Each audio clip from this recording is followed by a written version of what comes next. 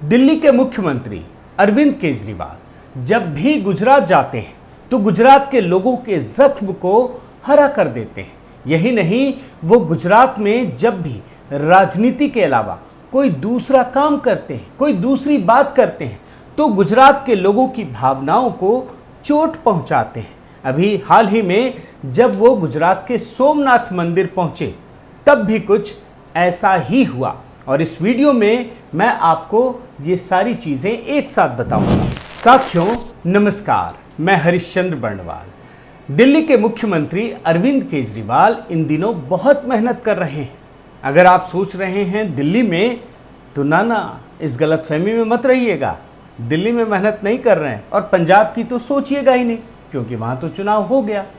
अब वो मेहनत कर रहे हैं गुजरात में और हिमाचल प्रदेश में, जहां अगला चुनाव होना है। और देखिए, मेहनत करने में कोई दिक्कत नहीं है, क्योंकि ये तो लोकतांत्रिक देश है ना, हर किसी को अधिकार है। लेकिन और वैसे भी गुजरात में आप रिपोर्ट देखिए, उन्होंने खुलकर ये ऐलान कर रखा है कि हर हफ्ते वो गुजरात जाएंगे, वहीं मेहनत करेंगे। करने दीजिए भैया, लोकतंत्र में हर कोई जनता को कन्विंस कर सकता है और दिल्ली में तो वैसे भी काम नहीं है, इसीलिए इस हफ्ते वो दूसरी बार गुजरात पहुंच गए हैं राजनीति करने के लिए। चलो ये भी ठीक है, लेकिन इस बार जब वो गुजरात पहुंचे तो सीधे सोमनाथ मंदिर पहुंच गए। सोमनाथ मंदिर भगवान शंकर के लिए एक बहुत बड़ा तीर्थ स्थल है, हम सब जानते हैं। और वहां पर गए हैं तो न्यूज़ वाले भी समझ गए कि चुनाव से पहले वो सोमनाथ मंदिर पहुंचे हैं। और वहां पहुंचते ही उन्होंने जो बयान दिया वो आपको ज़रूर सुनना चाहिए, बड़ा आनंद आएगा। आप केजरीवाल जी का ये बयान सुनिए। सोमनाथ जी का मंदिर है, यहाँ बहुत बहुत शांति मिलती है और आज बहुत अच्छा लगा यहाँ पे आके। अब सोमनाथ मंदिर को लेकर उनका जो बयान है वो तो सुनकर अच्छा लगेगा। किसी भी सनातन धर्म, सनातन संस्कृति के प्रति जिसकी भावना हो उसे तो अच्छा लगेगा ही। लेकिन अब जब मैं आपको उनका एक दूसरा बयान सुनाऊंगा तब आपको समझ में आएगा कि इसमें कितनी परेशानी है और ये कैसे अवसरवादिता का एक उदाहरण है। जिस सोमनाथ मंदिर के बारे में ये बता रहे हैं ना, ये सोमनाथ मंदिर वो मंदिर है जिसे रोकने के लिए नेहरू ने क्या कुछ नहीं किया था। और उसी नेहरू को लेकर के अरविंद केजरीवाल जी का एक बयान आज सुनना बहुत जरूरी है। आप सुनिए वो क्या कह रहे हैं। मैं सोच रहा था कि अगर Jawaharlal Nehru ji steel authority of India की जगह मंदिर बना देते तो क्या इस देश का विकास हो सकता था? है ना इंटरेस्टिंग बात कि अगर नेहरू ने स्टील अथॉरिटी ऑफ इंडिया की जगह मंदिर बनवा दिया होता तो देश का कैसे विकास होता। मतलब ये है कि मंदिर बनवाने से देश का विकास रुक जाता है और बाकी चीज़ें करने से देश का विकास होता रहता है, ये कह रहे हैं अरविंद केजरीवाल। लेकिन बात इतनी नहीं है, वो मंदिर का विरोध करने के लिए ऐसा कह रहे थे। और जिस सोमनाथ मंदिर में पहुंचे हैं और नेहरू की बात कह रहे हैं, अब ये समझना ज़रूरी है कि उस सोमनाथ मंदिर को लेकर के जवाहरलाल नेहरू ने क्या किया था। अब मैं आपको सोमनाथ मंदिर से जुड़े एक एक तथ्यों की बारीक जानकारी दूंगा और आप समझिएगा कि जो काम उस समय जवाहरलाल नेहरू ने किया था वही काम इस समय अरविंद केजरीवाल कर रहे हैं। अब जब सोमनाथ मंदिर की बात आई है तो इस देश में हर नागरिक को इस मंदिर के बारे में पता है। ये पता है कि किस प्रकार से इस मंदिर को आतताइयों ने कुचलने का काम किया, आक्रमण किया, सारी संपदा लूट कर ले गए। लेकिन आज़ादी के बाद इस मंदिर का इतिहास क्या है ये भी समझना ज़रूरी है। साथियों, जब आज़ादी मिली, एक तो जब आज़ादी मिली तब जूनागढ़ के जो नवाब थे वो चाहते ही नहीं थे कि भारत में इसका विलय हो, जबकि जूनागढ़ की अधिकतर आबादी हिंदुओं की थी। बाद में सरदार पटेल के नेतृत्व में जब प्रयास किया गया तो जूनागढ़ को भारत में मिला लिया गया और ये समय था अक्टूबर 1947 का। उसके बाद सरदार पटेल ने एक जनसभा की और उसमें जो बयान दिया सोमनाथ मंदिर को लेकर वो मैं आपको रिपोर्ट में दिखा रहा हूँ। नए साल के इस पहले शुभ दिन पर हमने फैसला किया है कि सोमनाथ मंदिर को फिर से बनाया जाएगा। आप सौराष्ट्र के लोगों को इसके लिए पूरी कोशिश करनी होगी, यह एक पवित्र कार्य है जिसमें सबको भाग लेना चाहिए। अब सोमनाथ मंदिर को लेकर के जो जन भावनाएं थी उसी का उन्होंने इजहार किया, लेकिन नेहरू भड़क गए, नेहरू को पसंद नहीं आया। और कहां कहां से ये बात उठी ये समझिएगा। इसका विरोध जो उस समय तत्कालीन शिक्षा मंत्री और नेहरू के बेहद करीबी मौलाना अबुल कलाम आज़ाद ने, नेहरू के अच्छे दोस्त थे, उन्होंने विरोध किया और उन्होंने कहा कि भैया ये कैसे संभव है। मंत्रिमंडल की एक बैठक में उन्होंने कहा कि ये जो टूटा फूटा अवशेष है ना, उसको ASI को दे दीजिए, भारतीय पुरातत्व सर्वेक्षण को दे दीजिए, ताकि स्मारक बन जाए, संरक्षित रहे, ये कहा उन्होंने। लेकिन उन्होंने उन बातों पर कुछ नहीं कहा कि यही ASI मुस्लिम मस्जिदों या धर्म स्थलों के मरम्मत का भी तो काम करवा रही है। लेकिन सोमनाथ के लिए वो उन्होंने विरोध कर दिया। तो यहाँ से सोमनाथ मंदिर की कहानी शुरू होती है। और इसके बाद सरदार पटेल तब भी, चूंकि वो जानते थे, गुजरात के थे, वहाँ के लोगों की भावनाओं को जानते थे, उन्होंने इस मिशन को छोड़ा नहीं। नेहरू के विरोध के बाद भी उन्होंने ये तय कर लिया कि इस मंदिर के निर्माण के काम को आगे बढ़ाना है। लेकिन चूंकि नेहरू विरोध कर रहे थे तो वो करते कैसे, तो उन्होंने इसका एक रास्ता निकाला। वो सीधे महात्मा गांधी के पास पहुंचे, उन्होंने पूरी जानकारी दी कि किस प्रकार के हालात हैं और जब ये मंदिर बनेगा तो उससे किस प्रकार का एक सकारात्मक माहौल बनेगा। ये तो पता चले कि हम आज़ाद हुए हैं, आज़ादी का एहसास किस प्रकार से होगा। लेकिन महात्मा गांधी ने एक अच्छी बात कही, उन्होंने कहा कि देखिए आप मंदिर बना रहे हैं, बनवाइए, लेकिन सरकारी धन का इस्तेमाल मत कीजिए। जो लोग हैं ना श्रद्धालु, अगर वो देते हैं तब आप उससे निर्माण करवा सकते हैं। और सरदार पटेल इस बात को मान गए। उन्होंने कहा कि भैया ठीक है, हम ऐसा ही करेंगे। और उस समय सरकार में एक मंत्री थे KM मुंशी, जो भारत सरकार में खाद्य और आपूर्ति मंत्री थे, गुजरात के ही हैं। तो उनको भी ये जिम्मेदारी से जोड़ा कि आप इस काम में लग जाइए। और ये पूरी की पूरी रिपोर्ट में आप देख सकते हैं, कई सारी रिपोर्ट हैं इससे जुड़ी हुई जहां ये सारी जानकारी मिलती है। अब सोमनाथ मंदिर का काम सरदार पटेल ने तो शुरू कर दिया, लेकिन उनका बीच में ही देहांत हो गया। 15 दिसंबर 1950 को उनका निधन हो गया। अब नेहरू ने क्या किया ये समझिएगा। नेहरू सोमनाथ मंदिर नहीं चाहते थे, हिंदुत्व के विरोधी थे, और सरदार पटेल मंदिर निर्माण करवा रहे थे। तो जब उनका निधन हुआ तो नेहरू ने एक फैसला किया कि अब सरदार पटेल के अंतिम संस्कार में कोई नहीं जाएगा। और ये मैं आपको रिपोर्ट में दिखा रहा हूं। नेहरू, आप ये रिपोर्ट देखिए, नेहरू ने राष्ट्रपति डॉक्टर प्रसाद को सरदार पटेल के अंतिम संस्कार में जाने से रोका था। बेटी से थैले भर रुपये ले लिए पर हाल तक ना पूछा। ये हाल है। अब रुपये वाली कहानी मैं अभी पकड़ूंगा तो लंबा हो जाएगा, लेकिन आप देखिए ये किसने लिखा है। नेहरू मंत्रिमंडल में कृषि मंत्री थे उस समय कन्हैया लाल मणिकलाल मुंशी, KM मुंशी जिसकी चर्चा कर रहा था। उन्होंने एक किताब लिखी है पिलग्रिमेज टू फ्रीडम, और इन्होंने क्या लिखा, एक एक शब्द आप ध्यान से देखिएगा। जब बॉम्बे में सरदार पटेल का निधन हुआ तब प्रधानमंत्री जवाहरलाल नेहरू ने अपने मंत्रियों और सचिवों के लिए दिशा निर्देश जारी किया कि वो अंतिम संस्कार में भाग लेने बॉम्बे न जाएं। उस समय मैं भी केंद्रीय मंत्री था, मैं उस समय महाराष्ट्र के माथेरान में। तो मतलब सारे मंत्रियों को, यहां तक कि राष्ट्रपति को भी मना कर दिया गया कि आप सरदार पटेल के अंतिम संस्कार में नहीं जाएंगे। मतलब कितना घिनौना चेहरा है वो समझने की आप कोशिश कीजिए। लेकिन चूंकि सारे, ऐसा तो है नहीं कि सब नेहरू की बात मान लेंगे, तो कई लोग गए। डॉक्टर राजेंद्र प्रसाद जो राष्ट्रपति थे वो भी गए, KM मुंशी भी गए।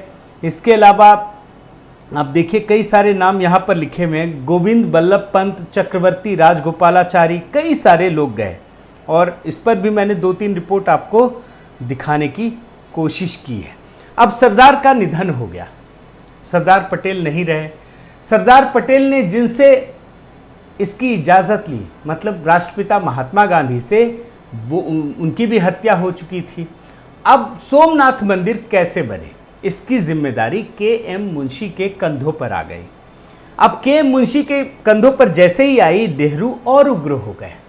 और उनका गुस्सा चरम पे आ गया। मंदिर बनाओगे, मतलब ये था। एक तो उन्होंने सरदार पटेल को रोका, लेकिन वहाँ दाल गली नहीं, क्योंकि उनसे ज़्यादा लोकप्रियता तो सरदार पटेल की थी। ये तो हम सब जानते हैं कि जब प्रधानमंत्री पद के लिए चयन हो रहा था तो नेहरू से कहीं अधिक वोट तो सरदार पटेल को चाहने वाले लोग थे। अब इसके बाद के मुंशी जब सोमनाथ मंदिर का निर्माण करवा रहे थे तो राजेंद्र प्रसाद के साथ, जो उस समय राष्ट्रपति थे, उनकी बातचीत होती रही। वो चाहते थे कि उनको बुलाएंगे इस कार्यक्रम में। इसी बीच प्रधानमंत्री नेहरू ने मुंशी को बुला करके कहा, और जानते क्या कहा आप देखिए, मुझे यह पसंद नहीं है कि आप सोमनाथ के पुनर्निर्माण में लग गए हैं। यह हिंदू पुनरुत्थानवाद है। आप शब्द देखिए, किस प्रकार से सनातन संस्कृति को बदनाम करने का प्रयास किया जा रहा है।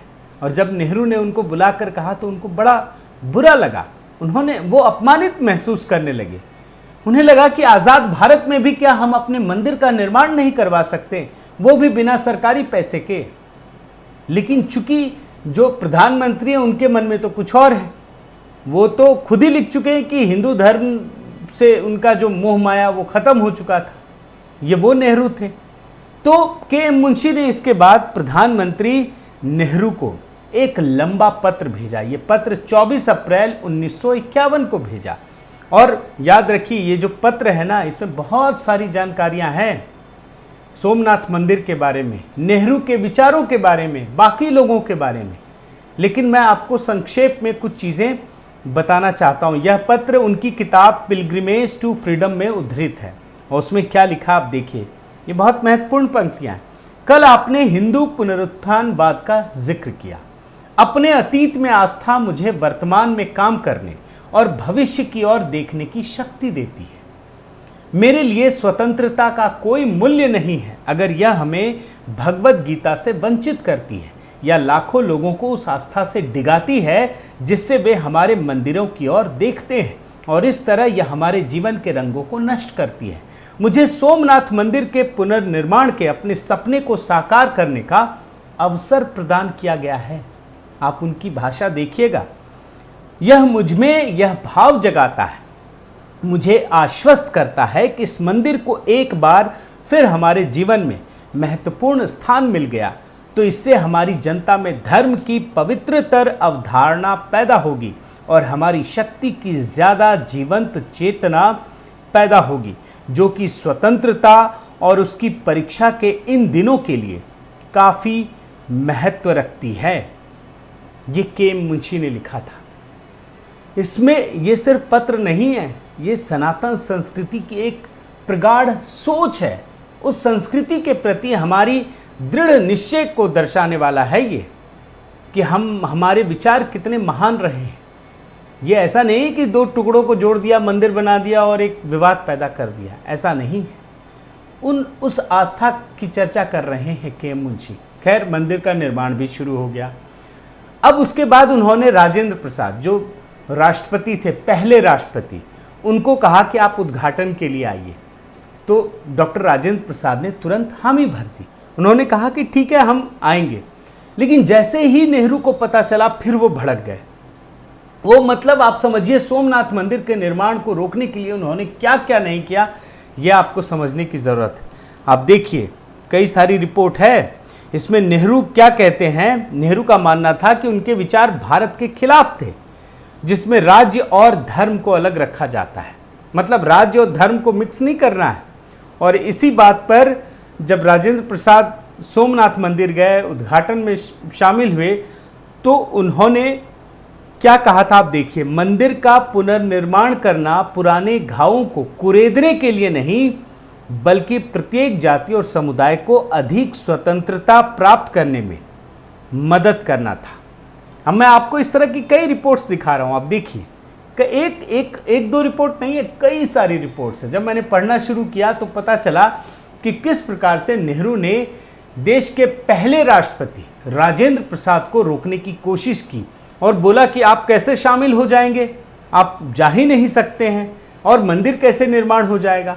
और ये नेहरू कौन थे, ये भी समझ लीजिए। जवाहरलाल नेहरू वो शख्सियत है जिन्होंने आजाद भारत में इफ्तार पार्टी की शुरुआत की थी, राजनीतिक इफ्तार पार्टी की। एक तरफ ये व्यक्ति कहता है कि आप राज्य और धर्म को अलग रखें, वहीं दूसरी तरफ यही नेहरू इफ्तार पार्टी की शुरुआत करते हैं, हर साल करते थे, कांग्रेस के दफ्तर में करते थे। आप ये रिपोर्ट में भी चीजें देख सकते हैं। खैर, अब आप फिर से सोमनाथ मंदिर पर आइए। अब राजेंद्र प्रसाद भी सोमनाथ मंदिर में शामिल हो गए, लेकिन जानते हैं इसकी एवज में उन्हें कितनी बड़ी कीमत चुकानी पड़ी। जब उनका देहांत हुआ तो नेहरू ने वो अमानवीय कार्य किया कि आप सोच भी नहीं सकते। जब उनका देहांत हुआ तो अब देखिए, ये रिपोर्ट देखिए कि जैसे ही वो पद से मुक्त हुए तो उन्हें दिल्ली में रहने के लिए जगह ही नहीं दी, कोई घर नहीं था उनके पास, और दिया भी नहीं, भगा दिया एक तरीके से कहिए। तो उन्हें वापस पटना जाना पड़ा, क्योंकि उस समय ऐसा तो था नहीं कि कोई बहुत अमीर हो। तो नेहरू की कहानियां हैं कि विदेशों से चीज़ें आती थी, पानी और न जाने क्या क्या चीज़ें। अब उस विवाद में पढ़ने की ज़रूरत नहीं है, लेकिन देश के पहले राष्ट्रपति को रहने के लिए दिल्ली में कोई घर ही नहीं दिया गया और उनको जा करके पटना के सदाकत आश्रम में रहना पड़ा। और पटना में भी उनके पास अपना कोई घर नहीं था, सरकारी बंगला नहीं था, और वहाँ पर जहाँ पर वो रहने गए सदाकत आश्रम, वहाँ सीलन भरा कमरा था, गंदगी का अंबार। वहाँ रहने से उन्हें तमाम तरह की बीमारियां हो गई, ये रिपोर्ट में लिखा हुआ है। उस बीमारियों में रहने के लिए विवश थे, कोई डॉक्टर नहीं था। देश के पहले राष्ट्रपति की बात बता रहा हूँ। और याद रखिए कि जब उनकी बीमारी काफ़ी ज़्यादा बढ़ गई, कफ होने लगा, खांसी की शिकायत होने लगी, तो पटना मेडिकल कॉलेज में कफ की शिकायत दूर करने के लिए एक मशीन थी, और मशीन को भी हटा दिया गया, उसे दिल्ली मंगवा लिया ताकि उनका इलाज ना हो सके। सिर्फ इस वजह से, मतलब मरने के लिए छोड़ दिया गया। और आप रिपोर्ट में देखिए, यहाँ लिखा हुआ है, यानी राजेंद्र बाबू को मारने का पूरा और पुख्ता इंतजाम किया गया। उसी दौरान जयप्रकाश नारायण उनके पास पहुंचे, ये देखने के लिए कि पहला राष्ट्रपति, ये देखे तो सही कैसे रहते हैं। देखकर दंग रह गए कि ये हालत। उसके बाद उन्होंने कुछ लोगों को बुलाया, वो रूम की साफ सफाई करवाई, लेकिन एक दिन 28 फरवरी 1963 को उसी कमरे में रहते हुए बीमारियों की वजह से मौत हो गई। अब देश के पहले राष्ट्रपति का निधन हुआ है, कितनी बड़ी घटना है ये। लेकिन नेहरू ने क्या किया? नेहरू ने सबको मना कर दिया कि इनके अंतिम संस्कार में कोई नहीं जाएगा। नेहरू खुद नहीं पहुंचे, देश का पहला प्रधानमंत्री, देश के पहले राष्ट्रपति के निधन पर पहुंचा ही नहीं, वो गए ही नहीं। और यही नहीं, उस दिन वो नेहरू जयपुर चले गए, आप रिपोर्ट में देखिएगा। और राजस्थान के राज्यपाल डॉक्टर संपूर्णानंद पटना जाना चाहते थे, उनकी बड़ी आत्मीयता थी, वो जानते थे, तो नेहरू ने मना कर दिया। वो बोले, तुम कैसे चले जाओगे भाई, जब देश का प्रधानमंत्री जयपुर जा रहा है तो राज्यपाल जयपुर में रहेगा या पटना चला जाएगा। और वो वहाँ नहीं जा पाए। यही नहीं, नेहरू ने राजेंद्र प्रसाद के जो उत्तराधिकारी थे, दूसरे राष्ट्रपति डॉक्टर एस राधाकृष्णन, उसको भी पटना ना जाने की सलाह दी थी, लेकिन वो नहीं माने, वो अंतिम संस्कार में पहुँचे। तो ये हाल था। उस सोमनाथ मंदिर के बारे में सोचने के लिए, उसके निर्माण में सक्रिय भूमिका निभाने के लिए, या उसके उद्घाटन में समारोह में जाने के एवज में जवाहरलाल नेहरू ने डॉक्टर राजेंद्र प्रसाद के साथ इतना बुरा व्यवहार किया। अब इन परिस्थितियों में आप राम मंदिर को याद कीजिए। आज देश की हर विपक्षी पार्टी में एक नेहरू मौजूद है, वो नेहरू जो राम मंदिर के निर्माण को रोकने में लगा हुआ था, जैसे नेहरू सोमनाथ मंदिर के निर्माण को रोकने में लगे हुए थे। और कितनी बड़ी शक्ति, याद रखिए, हर राज्य में एक शक्ति है, अलग अलग पार्टी है जो नेहरू बनी हुई है। और जो हाल उस समय सोमनाथ मंदिर का था ना, वही हाल इस समय कुछ साल पहले तक राम मंदिर का था। अब इन परिस्थितियों में मैं आपको अरविंद केजरीवाल का ये बयान सुनाता हूं, सुनिए। जब बाबरी मस्जिद का ध्वंस हुआ तो मैंने नानी से पूछा, नानी अब तो आप बड़े खुश हो गए, अब तो आपके भगवान राम का मंदिर बनेगा। कहती है, ना बेटा, मेरा राम किसी की मस्जिद तोड़ के ऐसे मंदिर में नहीं बस सकता। केजरीवाल का तो यह हाल है।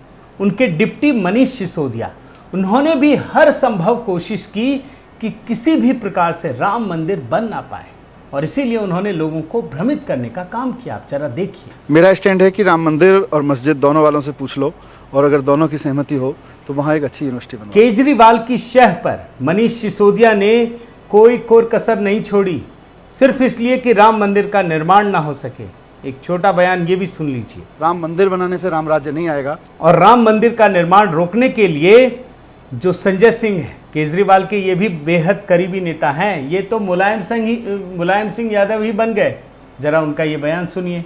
हवा में उड़ गए जय श्री राम, हवा में उड़ गए जय श्री राम, हवा में उड़ गए जय श्री राम। और याद रखिए दोस्तों कि जो केजरीवाल राम मंदिर निर्माण को रोकने में लगे हुए थे, वो इफ्तार पार्टी करते हैं, खुलकर करते हैं दिल्ली में, सिर्फ इसलिए कि वोट मिल जाए उनके पास। मतलब एक धर्म का इस तरीके से विरोध और दूसरे धर्म के प्रति गलबैयां, ठीक उसी प्रकार से जिस प्रकार से नेहरू सोमनाथ मंदिर का विरोध करते थे, और वही उसी नेहरू ने इफ्तार पार्टी की शुरुआत की थी।